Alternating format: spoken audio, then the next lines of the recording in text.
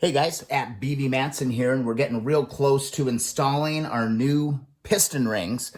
But before you go and install the rings, there's one measurement that you really need to check out, and it's basically the end gap on the ring when it's inside the cylinder. So let's go ahead and do that before we move ahead and throw the rings on the pistons. So here's how you do it. So according to the manual, there's 3 checks to be made, and one of those needs to be done before you install rings, and it's ring end gap. The end gap on the ring, however you want to say it, needs to be between 0.2 and 0.4 millimeters, all right? So what we're going to do is install one of the rings, or actually all the rings, to double check that we're falling within that 0.2 to 0.4 millimeters on the end of the gap here. So basically, this gap, needs to be between 0.2 and 0.4. So let's go ahead and do that right now.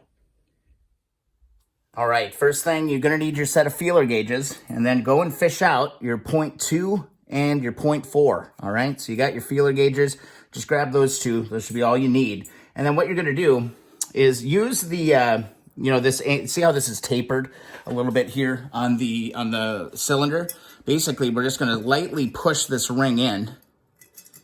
Okay, use that taper to your advantage and try to keep it nice and even as you push it down. Perfect. Then get it nice and even all the way around. Go down about an inch or so within the cylinder. All right. Keep it nice and straight. And then what we're looking at is this gap. Okay, I got to give you a little bit better look at what's going on here. I got to flip to the other side. All right, there we go. We got a good look at it here. See that ring gap? See that end gap right there? That's what we want to measure. So it needs to be between 0.2 and 0.4. So let's grab our 0.2 and see how that feels. Okay, that actually feels good. Okay, it goes in easy, easy. Hopefully this one is going to grip just a little bit. Yep.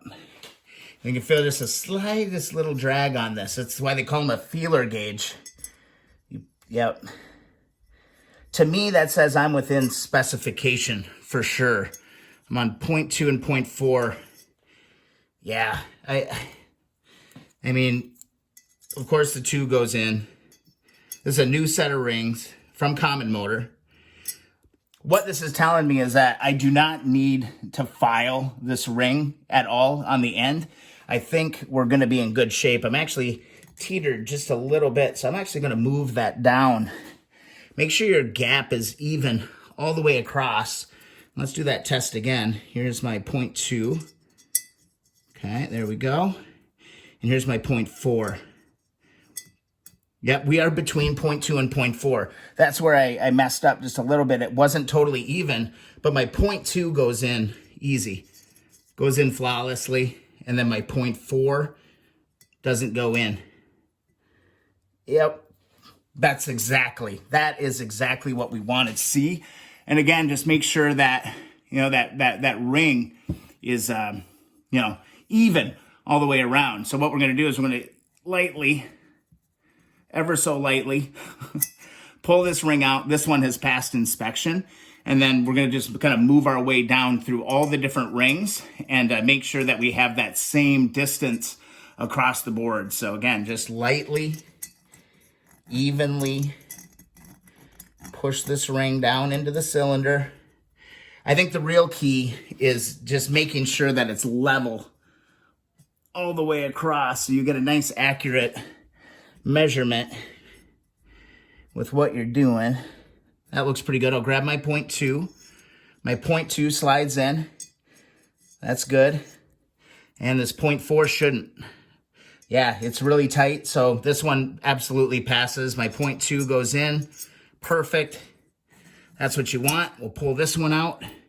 And then these should be the same story. I'm going to go ahead and do the same thing with this. Yeah, this one goes in. Woo, these ones go in really easy. Make sure you're level. And I'll grab my 0.2. My 0.2 goes in good. My 0.4 kind of goes in, but it's not going in all the way. See that? And let's go grab our other one. I'm not going to worry about that oiler ring.